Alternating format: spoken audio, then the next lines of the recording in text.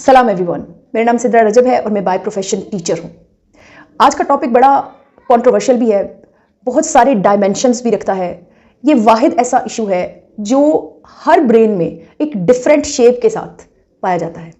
जैसे कि हर इंसान के फिंगरप्रिंट्स डिफरेंट हैं और ये किसी मिरेकल से कम नहीं है।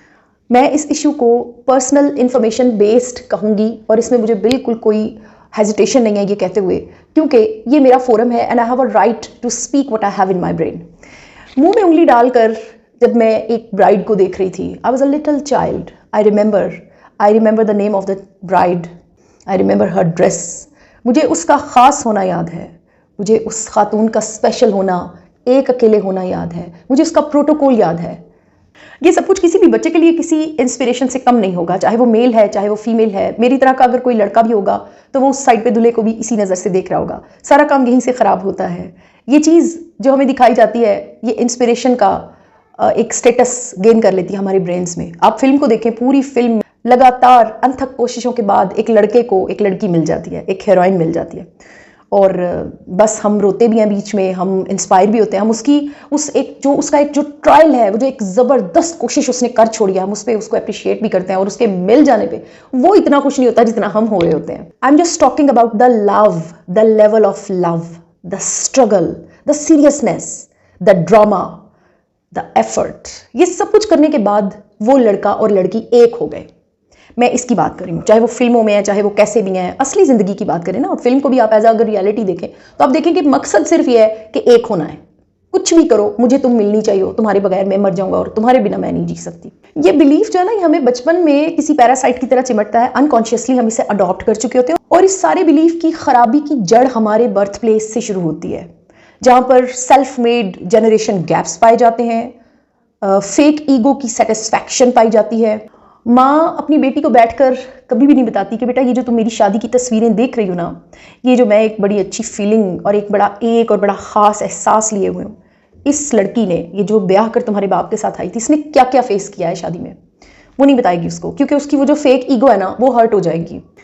वो बच्ची जो अपने बाप को आइडलाइज करती है, वो कभी सोच ही नहीं सकती इस फ़र्क को समझ के चले ज़िंदगी में कि उसकी माँ लाइफ के लिए क्या कुछ पे कर रही है और उसका बाप लाइफ के लिए क्या कुछ पे कर रहा है। They both belong to two different races. She just idealises that couple जो उसके माँ बाप हैं। वो इससे आगे सोच ही नहीं सकती। क्यों? क्योंकि उसके बड़ों ने, उसके माँ बाप ने ही उसको बैठकर नहीं बताया what type of a complication we both have faced with each other. अब आते हैं थोड़ी और रियलिटीज़ की तरफ। मेरी शादी का अगला जो दिन था, when I woke up, I was surprised to see my husband. It seemed that he was another man. मुझे बिल्कुल ऐसे लग रहा था कि ये वो अली नहीं है। We were engaged to each other, 7 months हमारी फ़ोन पर बात होती रही थी, लेकिन वो कोई और लग रहा था मुझे।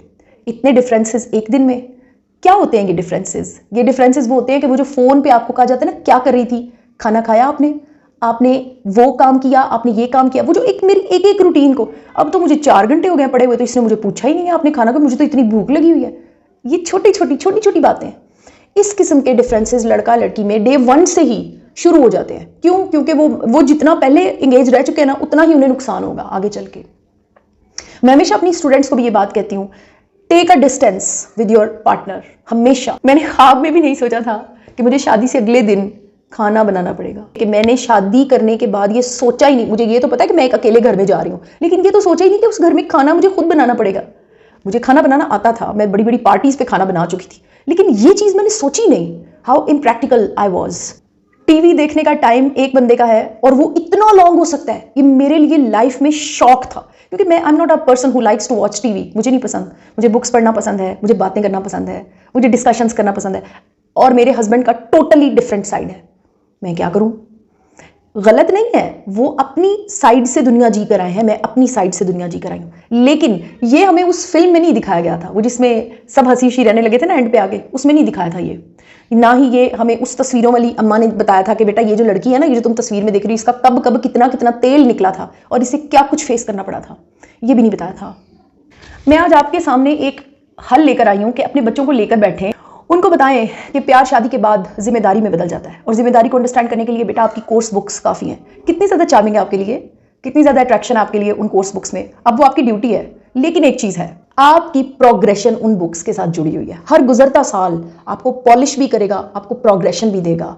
बिल्कुल इसी तरह से ये मैरिज है। There is nothing attractive in your marriage but one thing is there, that is progression, that is obvious. अगर आप उस शादी को निभाने में, अगर आप उस शादी को चलाने में कामयाब होते हो, आप अल्लाह ताला के साथ अपना इतना स्ट्रॉन्ग कनेक्शन रखते हो कि आप मुश्किल में फंसते हो तो वो आपकी मदद करता है। मैरिज के बाद आपको लव को क्रिएट करना पड़ता है, आपको अपना टेम्परामेंट दूसरे बंदे के बिल्कुल मुताबिक करना पड़ता है। मुझे यकीन है जो लोग मेरा वीडियो देख रहे हैं 90% लोग इस कैफियत से गुजर चुके होंगे कि जो एक एक लम्हा गिन के गुजारना, मैरिज हो जाए, शादी हो जाए, वो जो एक तारीख तय हो जाती है, फिर उस तारीख से पहले के जो दिन होते हैं, हर वो चीज़ जो इंसान इमेजिन कर रहा होता है, हर बंदे ने वो सब किया होगा। और जैसे ही शादी होती है, अब ये 90 हो या 60 हो, लेकिन परसेंटेज तो रहेगी कि वो हैरत में बदल जाती हैं, वो सारी एक्सपेक्टेशंस जो है वो हैरत में बदल जाती हैं।